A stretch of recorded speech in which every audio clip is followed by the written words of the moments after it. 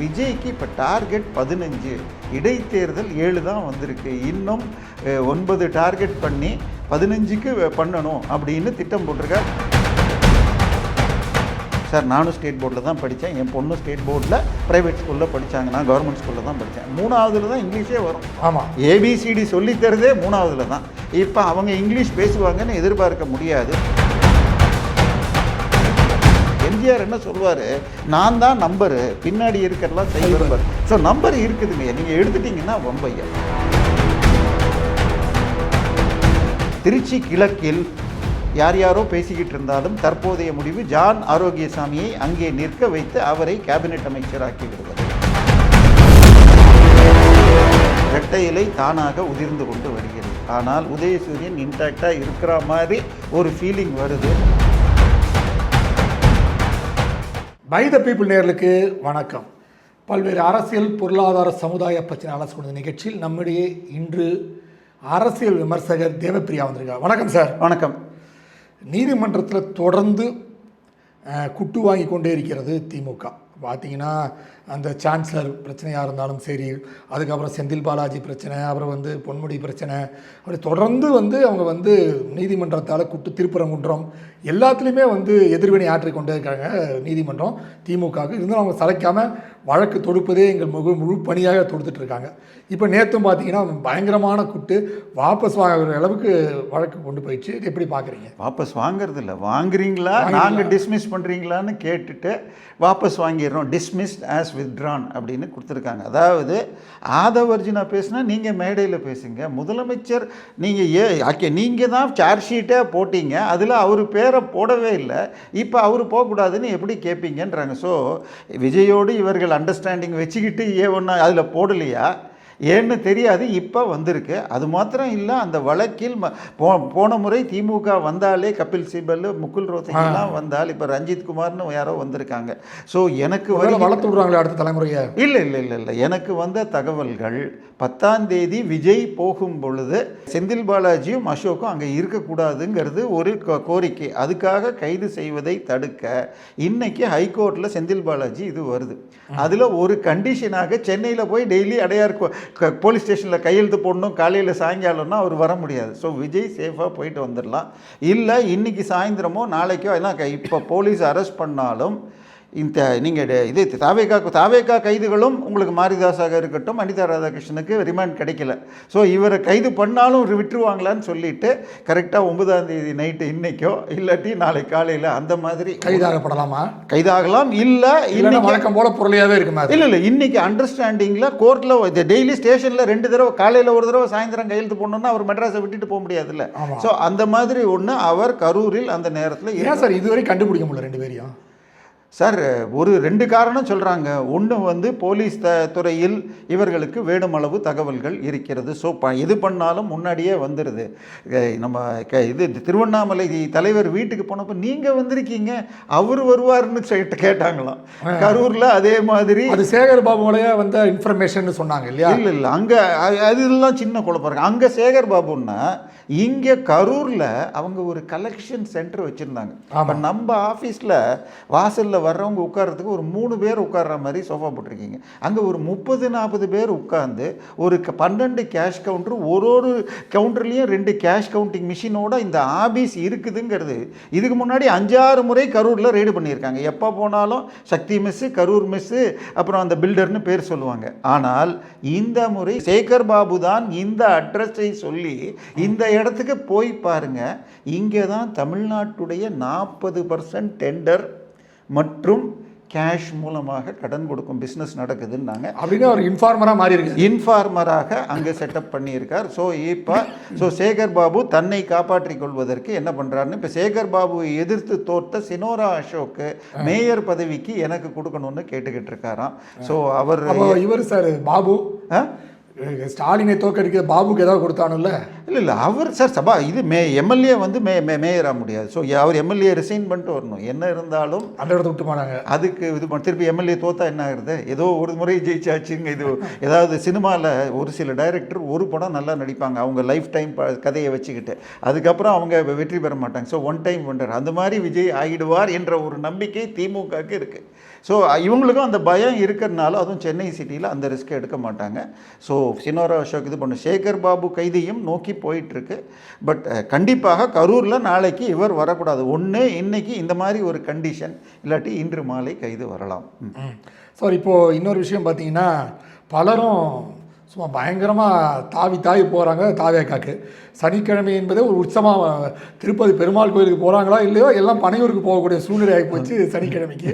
அப்போ இந்த சனிக்கிழமை பலரும் எதிர்பார்க்கப்படுகிறார்கள் அப்படின்னு சொல்லப்பட்டிருக்குது. செய்தி வந்தது, மனோ தங்கராஜ் கூட இந்த சனிக்கிழமை படையெடுக்க போகிறாரு, திமுகலேருந்து பலரும் வந்து கைண்டுகிட்டு போகிறாங்க, கலைராஜன் போன்றவங்களாம் போனதுனால இன்னும் பல பேர் போக போகிறாங்கன்னு ஒரு அதிர்ச்சி தகவல் திமுகவுக்கு இருக்குது. வேற என்ன அதிர்ச்சியெல்லாம் திமுக காத்து கொண்டிருக்கின்றது? இல்லை, நமக்கு முதல்ல வந்த தகவல் 8 தோற்ற முன்னாள் எம்எல்ஏக்களும் ஒரு 7 மாவட்ட செயலாளர்களுடைய அப்ளிகேஷன் பெண்டிங் இருக்கான். ஆனால் விஜய்க்கு இப்போ டார்கெட் 15, இடைத்தேர்தல் 7 தான் வந்திருக்கு. இன்னும் 9 டார்கெட் பண்ணி 15க்கு பண்ணணும் அப்படின்னு திட்டம் போட்டிருக்கார். அதில் 4ஓ 5ஓ அதிமுகலையும், ஒரு 4 நேற்று 2 பேர் கலந்துக்கல. அதான் 2 பேர் கலந்துக்கல. ஆற்காடும் இவரும் வீரமணியும் கலந்துக்கல. ஆமாம், கேசி வீரமணி ஜோலார்பேட்டையும் ஆற்காட்டிலேருந்து அவரும் கலந்துக்கல.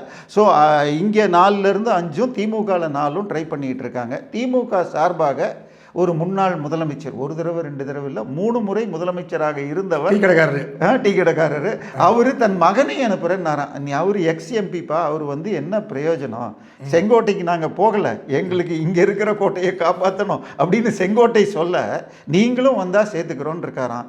அவர் நான் இப்போ திருப்பி ஜெயிப்பணும், எப்படியோ தப்பி பொழைச்சிட்டேன், இன்னும் இல்லை அதெல்லாம் நாங்கள் பார்த்துக்குறோம் வாங்கன்னு இருக்காரு. ஸோ விரைவில் போடியைச் சேர்ந்த அந்த 3 முனை முதலமைச்சராக இருந்தவர் தாவேகாவில் மகனோடு சேர்ந்து சேர்வார். இந்த புரளி போயிட்டே இருக்கும்போது நேற்று திமுகவினர் ஒரு ஃபோட்டோ வெளியிட்டிருக்காங்க. ஸ்டாலின் அவர்கள் காரில் போகும்போது பின்னாடி வந்து ஓபிஎஸ் உட்காந்துருக்க மாதிரி ஒரு ஃபோட்டோ. நீங்கள் சொன்ன நபரும் நேராகவே சொல்கிறார். சார், இங்கே தான் இன்னொன்று இருக்குது, இன்றும் இணைந்திருக்கிறார்கள், புரளிக்கு முற்றுப்புள்ளின்னு இது போட்டிருக்காங்க. இல்லை யார் யாரெல்லாம் ஐடி விங்கு போடுறாங்களோ அதெல்லாம் அடுத்த நாள் வருது. அதாவது திமுகவின் கொள்கை வீரர் திருச்சி சிவா மகளை பற்றி ஏதோ கடன் வாங்கி ஏமாற்றிட்டாங்கன்னு வந்துச்சு. அடுத்த நாள் அவர் தாவேக்கால சேர்ந்தார். அதுக்கப்புறம் இது திடீர்னு பார்த்தீங்கன்னா உலகத்தை காப்பாற்றுபவர் அவர் 26,000 கோடிக்கு ஒரு சின்னதாக ஒரு ஐஓசிஎல் மாதிரி ஒரு ரிஃபைனரி இதில் பண்ணார். அதுக்கு இலங்கையில் கட்டுறதுக்கு 100 கோடி ரூபாயை இங்கேருந்து ஹவாலாவில் சிங்கப்பூர் போய் கம்பெனி ஆரம்பித்தார்.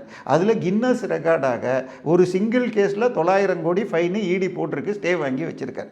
அவர் தன் மகனை அனுப்பி வச்சுருக்கார், சந்தீப் ஆனந்தன். நேற்றுக்கு போய் பார்த்தவங்கள்ட்டெல்லாம் நான் அவனை இனிமேல் என் வீட்டை விட்டு தனியாக போயிடுன்னு விரட்டிட்டேன் அப்படின்லாம் சொல்லிக்கிட்டு இருக்காராம். இது அவர் தான் அனுப்பிச்சிட்டு இது பண்ணியிருக்கான்றாங்க. இன்னொன்று, அடுத்தது திருவண்ணாமலைக்காரருடைய ராமாயணத்தை இயற்றிய பெயர் கொண்டவரும் இந்த வார லிஸ்ட்டில் இருக்காங்க, கம்பனும் சேர்கிறார்னு வருது. ஸோ அந்த லிஸ்ட்டு இப்போதைக்கு அவங்க டார்கெட் 15 சீட்டுக்கு வைக்கணும். ஸோ 15ல் 12 13 ஜெயிச்சுட்டா 107 13 120 இருக்கணும் அப்படின்னு இருக்கு. ஏன்னா திரும்ப நேற்று பேசினதெல்லாம் பார்த்தீங்களா, அவர் காலையில் இப்படி குதிக்கிறாரு, சாயங்காலம் இப்படி குதிக்கிறாரு, காலு கீழே இல்லை. அவருக்கு என்ன பண்ணுறது? ஏன்னா கட்சி அவர்கிட்ட இல்லை. கண்டிப்பாக. ஸோ அவர் கூட்டணி விட்டு வெளியேறினா கூட வன்னியரசு வரமாட்டேன்ட்டாராம். வன்னியரசு மாத்திரம் இல்லை, ஜோதிமணியும் இங்கே சேர்றதுக்கு தயாராக இருக்கிறார். 2 எம்எல்ஏக்களும் இங்கே வர தயாராக. ஏற்கனவே இப்போ பட்டியல் ஜாதி ஓட்டுக்கள் 7 அமைச்சரை ஜெயிச்சது வாங்கினதும் நிறையா 7 அமைச்சரை வேற போட்டிருக்காரு. 7 + 2 காங்கிரஸ்லேருந்து 2. அடுத்தது இதில் 1 நேற்றைக்கு காங்கிரஸ் அந்த அமைச்சர் உயர்கல்வி அமைச்சர் இதுவரைக்கும் 3 பேரை தான் வைஸ் சான்சலர் தேர்ந்தெடுக்க போடுவாங்க. இந்த முறை 5 பேரை ஆக்க போகிறோம். அதாவது யூஜிசியை சேர்க்குற மாதிரி அதை சரியாக கிளியரன்ஸ் கொடுக்கல. சேர்த்துட்டா திமுக ஆட்சியில் 2 வருஷமாக 12 வைஸ் சான்சலர் காலியாக இருந்தது. இப்போ இன்னும் 2 14 காலியாக இருக்குது. இப்பொழுது கவர்னரோட அண்டர்ஸ்டாண்டிங்கோடு போனால் விரைவில் வைஸ் சான்சலர் ஃபில்லப் ஆகலாம். ஸோ அவரும் லிஸ்ட்டில் இருக்காராம். இந்த லிஸ்ட்டு ஒன்று வச்சுருக்காங்க. இது திரு விஜய் அவர்கள், நீங்கள்லாம் 18ஆம் தேதி பதவி ஏற்றீங்க, 10 நாள் உங்களுக்கு விட்டுட்டார். அதிலிருந்து 5 வாரம்னு பார்த்து உங்களுக்கு வெயிட் பண்ணி உங்கள் பர்ஃபார்மன்ஸை பார்க்குறேன்னு பார்த்தாராம். பார்த்ததில் 14 அமைச்சர்கள் பிலோ த பார். இன்னும் சொல்ல போனால் ஒரு சிலர் ஆக்டிவிட்டியே இல்லைங்கிறாங்க. வேளச்சேரி எம்எல்ஏ ஐடி அமைச்சர் பேர் எங்கேயுமே வரல, எதுவுமே அவருக்கு இல்லை. அவர் ரீல்ஸ் கூட காணும். அவரை வந்து தொண்டர்களும் பார்க்க முடியலையா, அவர் அமைச்சருங்கிற பந்தாவோடு மட்டும் இருக்கிறார். அப்படி ஆரம்பித்து உங்களுக்கு என்னது தன்னுடைய ஜெயிச்சு எலெக்ஷன் ரிசல்ட் வந்த 2வது நாள் வீட்டு வாசலில் ஒரு 40 லட்ச ரூபா இன்னோவா கார் மறுநாள் காலையில் பார்த்தா இன்னோவாங்கிறத கட் பண்ணிட்டு கில்லின்னு வந்துருச்சு. அந்த அமைச்சரும் அவர் ஏற்கனவே தகு லைஃப்லாம் பண்ணார். ஆமாம். அப்படி போய் அதே மாதிரி விருதுநகரில் ஒரு அமைச்சர் கூட்டம் கூட்டுறார் மாவட்ட முன்னேற்றத்துக்கு. அங்கே இருக்கிற 5 எம்எல்ஏல 2 பேர் முன்னாள் திமுக அமைச்சர்கள். அவங்க கலந்துக்கலன்னா பரவாயில்ல, ஐ மீன் KKSSRம் தங்கம் தென்னரசும். ஆனால் இதில் தாவேக்கால இருக்கிற 3 பேரும் கலந்துக்கல. ஸோ ஆனால் மந்திரி சபை லிஸ்ட்டில் இன்னொரு பெண்மணி அதே மாவட்டத்துலேருந்து வந்துட்டாங்க. 2 பேருக்குள்ளே சண்டை நடக்குது. நேற்றைக்கு அந்த ரீல்ஸ் ஜெகதீஸ்வரி அம்மா போட்ட ரீல்ஸை பார்த்துட்டு சிஎம்ஓ அஃபிஷியலாகவே எல்லா மினிஸ்ட்ரிஸ்க்கும் இனிமேல் யாரும் தேவையற்றபடி கீர்த்தனா பண்ணிய பிறகு நேற்றைய தினம் சிஎம்ஓவில் இருந்து அனைத்து அமைச்சர்களுக்கும் நிர்மல்குமார் சொல்லியிருக்காரு. இல்லை சொல்லியிருக்கார், பட் இன்னைக்கு ஹிந்துவில் சிஎம்ஓ ஹஸ் சென்ட் ஸ்பெஷல் வார்னிங்னு ஸ்பெசிஃபிக்காக இங்கிலீஷ் ஹிந்துவில் வந்துருச்சு. ஏன்னா இப்போ 4 பேப்பர் படித்தா தான் ஒரு செய்தி கிடைக்குது. அதில் வந்து தெளிவாக சிஎம்ஓ சொல்லிடுச்சு. ஏன்னா போன வாரம் இதில் மருத்துவமனைகளில் ரீல்ஸ் எடுக்கக்கூடாதுன்னு ஹைகோர்ட் சொல்லிடுச்சு.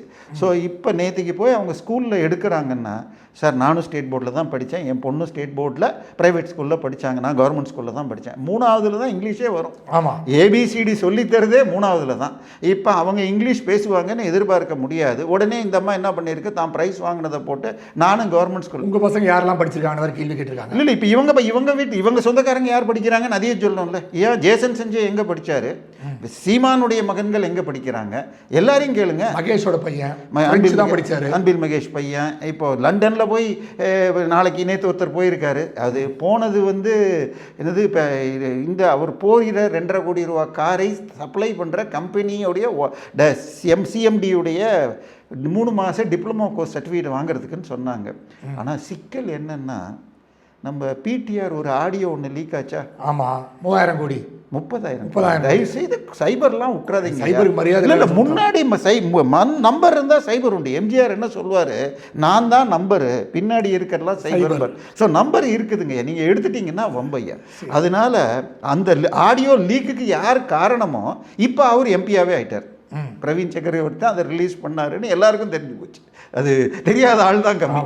ஸோ அந்த ஆடியோவில் என்ன சொன்னார், மருமகனும் 30,000 கோடியை ஒரு வருஷத்தில் சம்பாதிச்சுட்டு தாத்தா 60 வருஷம் சம்பாதிச்சதை விட அதிகமாக எப்படி வெள்ளையாக்குறதுன்னு பார்த்தாங்க. முதல் வருஷம் 30ன்னு வச்சுக்கோங்க. நீங்கள் கார்பரேட் டார்கெட்லாம் வருஷத்துக்கு 15%ன்னு போடுவாங்க. ஸோ அடுத்த வருஷம் 40, அப்புறம் 50ன்னு கணக்கு போட்டால் கிட்டத்தட்ட 2.5 லட்சம் கோடி கிட்ட கணக்கு வருது. இதையெல்லாம் எங்கே போட்டிருக்கு, போர்ட்ஃபோலியோ ரீஓரியன்டேஷன் அப்படின்னு ஒன்று அப்பப்போ பண்ணுவாங்க.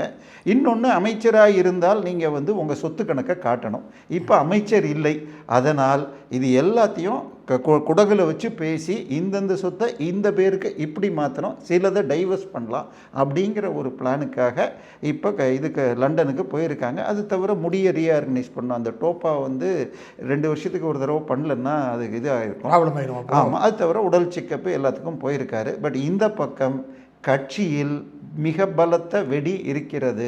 ஸோ அதை சொல்லி பார்த்தா இவரை மாற்றுங்க அவரை மாற்றுங்கன்னா மாற்றலான்னு கையை வச்சா இந்த பக்கம் இன்னொரு பதில் வருது. சேகர் பாபு எடுத்துடலாம் அப்படின்னு போட்டால் வட சென்னையில் வேறு யார் மூஞ்சியும் கிடைக்கல. திருவத்தியூர் விஷயங்கள் நேற்று தான் பெருசாக வந்திருக்கு. அதனால் இப்போதைக்கு நீ எல்லாம் இப்படியே ஓடட்டும், கொஞ்சம் வக்கீலை பிடிச்சி வழக்கெல்லாம் க்ளோஸ் பண்ணிங்கன்னு சொல்லிட்டு போயிட்டாங்க. அப்புறம் ஒரு பக்கம் இன்னொரு விஷயம் பார்த்தீங்கன்னா, இப்போ தாவேகா வந்து விசிகாவை கைட்டு விட்டு பாமக உண்டு கொண்டு வரலாமா அப்படின்னு யோசிக்கிறாங்க.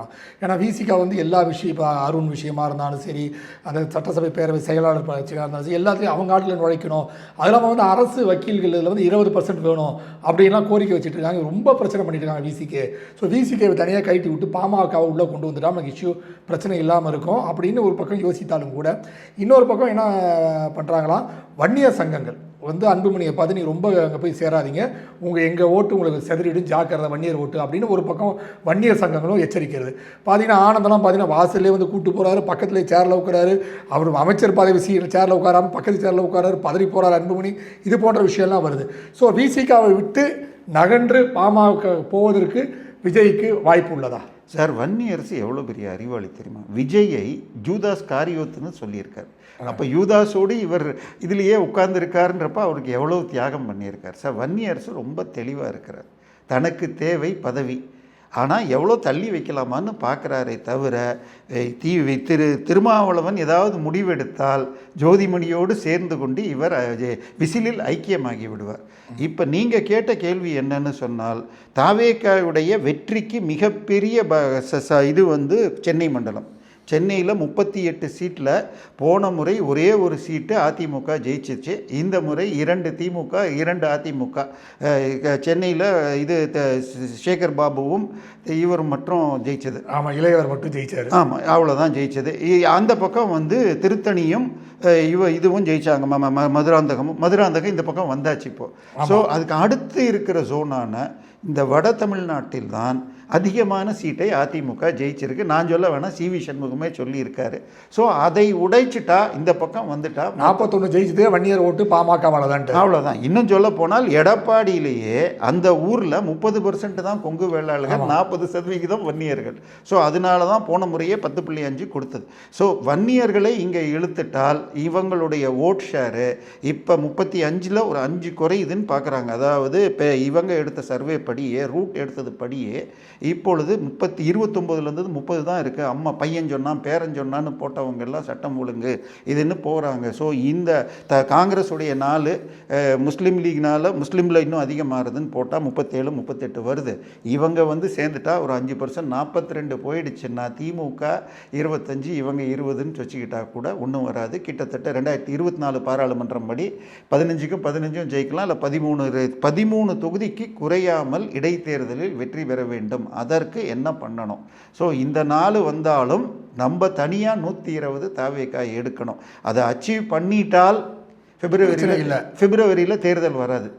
அது நடக்கலைன்னு சொன்னால் உங்களுக்கு இந்த தேர்தல் வந்த பிறகு corporation election November corporation election இது சேர்த்து நடத்துவதற்கான இல்லை அப்படி இல்லை. நான் கார்பரேஷன் எலெக்ஷனில் 20ல் 18 வெற்றி பெற்று விட்டால் இங்கே 120 வரல தனியாக தாவேக்குனால் இடைத்தேர்தல் வைக்கும் ஐடியா இருக்குது. ஏன்னா ஜோசியம் ஒரு பக்க ஜோசியம் இவருக்கு 10 வருஷங்கிறாங்க, இன்னொரு ஜோசியம் இவருக்கு 27 பிப்ரவரியிலேருந்து 7.5 ஸ்டார்ட் ஆகுதுங்கிறாங்க. யாருக்கு? விஜய்க்கு. ஸோ விஜய் அதை பிப்ரவரியை தாண்டின்றது கஷ்டம். அப்படி தாண்டினாலும் 28 செப்டம்பருக்கு மேலே அவர் இருக்க முடியாதுன்னு சொல்லி அமெரிக்காவில் இருக்கிற பிரபல ஜோதிடர் சொன்னீங்க. அதனால இப்போ தேர்தல் வேண்டாம், இடைத்தேர்தலே 15 வச்சுக்கலாம் தான் மத்திய தேர்தல் கமிஷன் கேட்டப்ப இல்லை இந்த 3ஓட வைக்க வேண்டாம் அப்படின்னு 3 மட்டும்தான் அவங்க சொல்லிட்டாங்க. அவங்க இந்த மாத கடைசிக்குள்ள இன்னொரு 13 குறைந்தபட்சம் 13 9 பேர் எடுத்தால் 15 பேருக்கு. சார் எப்படி திமுக வருவாங்களா எம்எல்ஏக்கள்? அது வரக்கூடிய சாத்தியக்கூறு இல்லைன்றாங்க. கண்டிப்பாக சார். ஜெகத் ரட்சகனும் பணத்தால் ஜெகத் ரட்சகனும் கொள்கையால் திருச்சி சிவாவும் தங்கள் ஆட்களை அனுப்பினால் இதுக்கப்புறம் மிச்சம் என்ன? சார் எம்எல்ஏஸ் வர்றதை பற்றி நான் கேட்குறேன். சார் ஏற்கனவே நான் தான் சொல்லிட்டேன், ஓல்டு பென்ஷன் ஸ்கீம் வராரு. அவர் கூட்டா அடுத்தது அங்கேயே அவரோடய இருக்கிற 2-3 பேர் இருக்காங்க. ஸோ இதெல்லாம் அதாவது எப்படின்னா அந்த தொப்பி கதை தெரியும்ல, முதல் தொப்பியை தூக்கி போடுறது தான் கஷ்டம். ஸோ அதிமுகவில் முதல் தொப்பி 4 பேர் வந்தாங்க, இப்போ 3 வந்திருக்கு. நேற்றுக்கு நீங்கள் சொன்ன மாதிரி 2 பேர் கலந்து கொள்ளவில்லை. ஸோ அங்கே வந்துடும். திமுகவில் குறைந்தபட்சம் 4லிருந்து 5, அதில் 2 உதயசூரியனில் வெற்றி பெற்ற மற்ற கட்சியினரும் இருக்கணும். இவராகவும் இருக்கலாம், ஜவஹர்லால் கூட்டமாகவும் இருக்கலாம். குறைந்தபட்சம் 5 9 டார்கெட் வச்சுருக்காங்க. சார் இப்படி எதிர்பார்த்து தான் வைகோ சொன்னார். வைகோ 2 பேர் வராமல் போயிட்டாங்களே சார். அவங்களுக்கும் ஸ்வீட் பாக்ஸை இன்க்ரீஸ் பண்ணால் அவங்க ஏதோ ஒரு கணக்கில் கொடுத்துருக்காங்க. இவங்க பெரிய சோஃபா கொடுத்தான்னு வச்சுங்க, 2ஐயும் வாங்கிட்டு வந்தாலும் நடக்கலாம். சரி, நான் சொல்கிறது அவங்களுக்கு இது முதல் முறை எம்எல்ஏ தான் 2 பேருமே. அதனால் அவர்களுக்கு அங்கே 20ஓ 25ஓ கொடுத்துருக்காங்க. சரி சேஃப்னு பார்க்குறாங்க. இப்போ பெரிய கையெல்லாம் போனதுக்கு பார்த்த பிறகு ஐயா எங்களுக்கும் சோஃபா அடிச்சா வந்துடுறோன்னு சொல்லலாம். இது எல்லாம் வருங்காலத்தில் அவங்க டார்கெட்டு இந்த மாதம் 25ஆம் தேதி சட்டமன்றம் கூட்டுகிறார்கள். 28 பட்ஜெட். அதுக்கு முன்னாடி இந்த 15 அந்த ரிசைன் பண்ணினது எதிர்கட்சியிலேருந்து 15 ஆக்கணும். திருச்சி கிழக்கு சேர்த்து 16, அதில் 13 குறைஞ்சபட்சம் நிற்கணும். திருச்சி கிழக்கில் யார் யாரோ பேசிக்கிட்டு இருந்தாலும் தற்போதைய முடிவு ஜான் ஆரோக்கியசாமியை அங்கே நிற்க வைத்து அவரை கேபினெட் அமைச்சராக்கி விடுவது. ஏன்னா அவர் தான் இந்த ஜூலை 1 கூட்டத்துக்கு எல்லாரையும் போய் பார்த்து, அதுக்கு முன்னாடி கேமரா முன்னாடியே வராது, ஏதாவது பழைய ஃபோட்டோ தான் போடுவாங்க. இப்போ அவரே வந்துட்டார். ஏன்னா கேபினெட்டில் உட்கார்றதை பற்றி நயினார் நாகேந்திரன் உட்பட பல பேர் கமெண்ட் அடித்ததுனால ஜான் ஆரோக்கியசாமி திருச்சி கிழக்கில் நின்று அங்கிருந்து அவர் எம்எல்ஏ ஆயிரம். திருச்சி கிழக்கில் 85,000 ஓட்டுகள் கிறிஸ்தவ ஓட்டுகள். ஸோ அது கொண்டு வந்துருங்கிறதுனால அதில் அவர் நிற்கிறார். சார் இன்னொரு விஷயம், பல அமைச்சர்களும் வந்து தாங்கள் கொள்ளையடித்த பணத்தை கணக்கு காட்டி கொண்டிருக்கின்ற போது மூர்த்தி போன்றவர்களும் கூட அதுக்கான வேலைகளை செய்து கொண்டிருக்கின்ற செய்தி வருது. அது எது மாதிரி செயல்பாடுகள் அவங்களது? இல்லை, இப்போ டார்கெட் பண்ணி, அதாவது இரட்டை இலை தானாக உதிர்ந்து கொண்டு வருகிறது. ஆனால் உதயசூரியன் இன்டாக்டாக இருக்கிற மாதிரி ஒரு ஃபீலிங் வருது. அதை உடைக்க ஒன்றொன்னாக, ஒரு பக்கம் உதயநிதி சுற்றி இருக்கிற சிற்றரசு பேரில் அவர் 69 லட்சம் வாங்கிட்டு சீட்டு ஏமாத்தினார்னு துளசிராமன் கொடுத்துட்டாரு. இன்னொன்று அதே மாதிரி இதில் மவுண்ட் ரோடு பக்கத்தில் இந்த கோயில் இருக்கிற அந்த ஃபுட் ஸ்ட்ரீட்னு நான் வாங்கி தரேன்னு 2 வருஷமாக வாடகைன்னு வாங்கியிருக்காங்கன்னு ஒரு கேங் கொடுத்துருக்காங்க. ஸோ ஒரு பக்கம் அதே மாதிரி தம்பி சார் ரத்தீஷ் பேரில் கேஸ் போட்டாங்க. சபரீசன் மேலே அந்த இது தேனியை சேர்ந்த விஷ்ணுப்பா எலக்ட்ரிக்கல்ஸு, செந்தில் பாலாஜி ஏற்கனவே இருக்கிறார். ஏவா பேரும் பேரில் கரூர் வழக்கு ஒன்று, இப்போது இந்த வழக்கிலையும் அவர் பேரும் இருக்கிறது அந்த கட்சி தாவல் வழக்கில். ஸோ மிச்சம் இருக்கிறது ஏடிஎம்கள், பெரிய ஏடிஎம்கள் என்று சொன்னால் போன ஆட்சியில் 4 பேர் போட்டி போட்டாங்க. செந்தில் பாலாஜி, ஏவா வேலு, KN நேரு, மூர்த்தி. இதில் ஆக்சுவலாக ரேஸில் முந்தினது மூர்த்தி, ஆனால் சத்தம் போடாமல். ஸோ இந்த 3 பேர் மாட்டியாச்சு. மூர்த்தியை சிக்க வைக்கணுங்கிறதுக்கு பார்த்தால் எந்த நிமிஷம் வேணால் பண்ணலாம். போன முறை இப்போ 2 நாள் முன்னாடி தினமலரில் வந்திருக்கும் அனைத்து டிரான்ஸ்ஃபர்களும் எந்த காசும் கொடுக்காமல் பத்திரப்பதிவுத்துறையில் நடந்ததால் காசு வாங்க மாட்டோம், வாங்கிக்கங்க, இது பதிவு பண்ணால் 4 நாளில் கொடுக்குறேன்னு சொல்வதாக செய்தி வந்தது. ஆனால் மூர்த்தி இருந்த பொழுது 11 மாதத்துக்கு ஒரு முறை ABC சென்டர்னு வச்சுக்கிட்டு ஏ இருந்தால் 50லேருந்து 80 லட்சம். இப்போ திருப்பூரூரா குன்றத்தூரா வேணால் ஒரு நாளைக்கு 40 டாக்குமெண்ட் வரும். அதே நீங்கள் சிட்டிக்குள்ளே இருந்தால் 10-15 தான் வரும். ஸோ ஏரியாவுக்கு ஏற்ற மாதிரி ரேட்டு போட்டு 11 மாதத்துக்கு ஒரு டிரான்ஸ்ஃபர்னு கிட்டத்தட்ட 1000 கோடி அவர் டிரான்ஸ்ஃபரில் மாத்திரம் சம்பாதித்ததாக சப் ரிஜிஸ்டர் யூனியன் சார்பாக லெட்டர் ஜனாதிபதி மற்றும் முதலமைச்சர் கவர்னருக்கு அனுப்பியிருக்காங்க. அந்த லெட்டரை எடுத்து விட்டாலே வந்துடும். ஆனால் மூர்த்தி என்ன பண்ணியிருக்காராம், அவர் கல்யாணத்தை பற்றி நீங்கள் மூர்த்தி வீட்டு திருமணம்னு போட்டாலே பிரம்மாண்டமாக காட்டுவாங்க. இல்லை கேஷ் கவுண்டிங் மிஷினோட கவுண்டிங்கு, பிரியாணி கவுண்டரு ஒரு 25, அதில் ஸ்டாலின் பேசி பக்கத்தில் எங்கேயும் ஆடே கிடைக்கலையா? ஆமாம், அந்த மாதிரி நடந்தது. அந்த பைபாஸில் அவர் ஏசியில் ஒரு மஹால் கட்டி வச்சுருக்காரு, கல்யாண மண்டபம். இங்கே நீங்கள் மெட்ராஸில் எங்கே போனாலும் பைபாஸில் இருக்கிறது எல்லாமே அமைச்சர்கள். ஏன்னா அது கட்டி வாடகையிலெல்லாம் இப்போதைக்கு வராது. ஆனால் ஒரு காலகட்டத்தில் விலை ஏறிவிடும், அதுக்கப்புறம் பண்ணிக்கலான்னு பண்ணிட்டாங்க. ஸோ இப்போ அது பக்கத்தில் ஒரு பிரிண்டிங் ப்ரெஸ் ஒன்று வச்சுருக்காராம். நோட் அடிக்கிறதா? இல்லை, அது வந்து பெரும்பாலும் ஆட்சி தொடர்ந்து தான் பண்ணியிருப்பாங்க. இல்லை, அவர் பெரும்பாலும் இந்த இது அட்டைப்பெட்டி மற்றும் பிளாஸ்டிக் இது பிரிண்ட் பண்ணுற மாதிரி வச்சுக்கிட்டு பெரிய பெரிய இது ஜவுளி நிறுவனங்களுக்கு அதை கொடுக்குறாராம். ஸோ இதெல்லாம் ஒயிட் கணக்கு காட்டுற வேலையை பண்ணிட்டு, அது தவிர டொனேஷனாக வாங்கினதுக்கு வச்சுருக்காராம். ஏன்னா நமக்கு விழுப்புரத்தில் ஒரு முன்னாள் அமைச்சர் இருந்தார் இல்லையா, அவர் என்னடான்னா ரெய்டு, நான் சொல்கிறது 96-2001 ரெய்டுக்கு போனால் 5000 ரூபா அப்படின்னு ஒருத்தர் போட்டிருக்கு. பார்த்தா அந்த அட்ரஸ் போய் பார்த்தா சைக்கிள் பஞ்சர் கடை. நான் சொல்கிறது 96-2001 இந்த மாதிரி ரெசிப்டெல்லாம் ரெடி பண்ணி வச்சுருந்தேன். இவர் அதே டெக்னிக்கை வச்சு ரெடி பண்ணியிருக்காராம். பட் இது எல்லாம் மேலேருந்து ஒருத்தர் பார்த்துட்ருக்காரு. உங்கள் ஹேர் ஸ்டைல் தான் அவர் வச்சுருப்பார். இயக்குனர் சந்தான பாரதி இவங்க எப்போ FIR போடுவாங்களோ அப்போ இடி உள்ளே வந்துடும் இருக்காரு. அதாவது வெள்ளை அறிக்கை 2 தான் வந்திருக்கு. பிரதமரை இவர் போய் விஜய் பார்த்தபோது மறுநாள் காலை 3 பேர் அனுப்பிச்சார். 3 பேரும் தமிழ் தெரிந்த IAS அதிகாரிகள். ஒருவர் சோமசேகர், அவருக்கு மகன் திருமணத்துக்கு மோடியே வந்தார். இன்னொருவர் கிருஷ்ணன், இங்கே ஃபினான்ஸ் செக்ரட்டரியாக இருந்து இப்போ டெல்லியில் மோடி அலுவலகத்தில் இருப்பார். இன்னொருவர் சக்திகாந்த் தாஸ். 3 பேர் என்ன சொல்லிட்டாங்க, வெறும் இதுக்கு மாத்திரம் நிதிக்கு மாத்திரம் அறிக்கை கொடுக்காதீங்க, அது தவிர இந்தந்த மாதிரி பாண்டு கிண்டுன்னு கலெக்ட் பண்ணியிருக்காங்க, எல்லாத்தையும் சேர்த்து சொல்லுங்கன்னு. இன்னும் அதெல்லாம் கொடுக்கல, கார்பரேஷன் பாண்டெல்லாம் வாங்கியிருக்காங்க. ஸோ இது அத்தனையும் ஒரு 7-8 துறைக்காக கொடுக்கணும்னு சொல்ல ஏற்கனவே 2 துறைக்கு வந்துருச்சு. நேற்றைய தினம் கனிம வளத்துறைக்கு வருதுன்னு இருக்காங்க. ஆனால் இது வருகின்ற நேரத்தில் நேற்றுக்கு பிஜேபி செல்வகுமார் ஒன்று போட்டிருக்காரு, 5830 கோடி ரூபாய் பெனால்ட்டி கட்டணும் என்று சொன்ன விவி மினரல்ஸுடைய ஓனர் வைகுண்டராஜன் மகனை விஜய் சந்தித்ததாக ஒரு செய்தியை போட்டிருக்காங்க.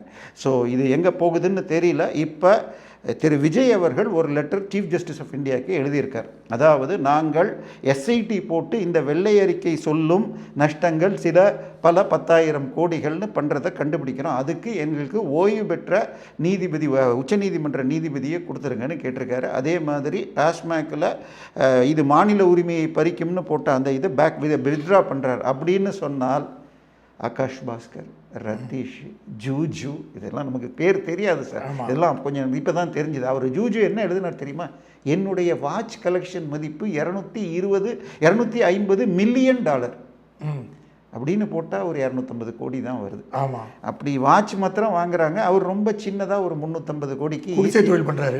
இல்லை ஈசிஆரில் பங்களா ஒன்று மாடியில் இது ஸ்விம்மிங் பூலோட கட்டினார்னு ட்ரோன் ஷாட்லாம் வந்துச்சு. ஸோ இது எல்லாத்தையும் டார்கெட் பண்ணிக்கிட்டு இருக்காங்க. ஸோ திமுக உள்ளே வளைக்கிறதுனால மூர்த்தியை தவிர இப்போ பெரிய பெரிய ஆட்கள் எல்லாம் வளைக்கப்பட்டது. இங்கே அதை தவிர பவராக இருக்கிற கொஞ்சம் செல்வாக்குள்ள சேகர் பாபு போன்றவர்கள் டார்கெட் பண்ணுறாங்க. ஸோ தாவேகா ஆப்ரேஷன் டபுள் 2 லீவ்ஸ் முடிஞ்சு ஆப்ரேஷன் பிரேக்ஸன் வந்துட்டுருக்கு. அது அடுத்த இந்த மாதம், போன மாதம் 2 லீவ் பிரேக் முடிஞ்சு போச்சு, இந்த மாதம் பிரேக்ஸன் வருது, நடக்கும், பார்க்கணும். கண்டிப்பாக உங்கள் நேரத்தை ஒதுக்கி பேட்டி எடுத்து மிக்க மகிழ்ச்சி. நன்றி. நேரில் மீண்டும் அடுத்த நிகழ்ச்சியில் சந்திப்போம். அதுவரை நன்றி, வணக்கம்.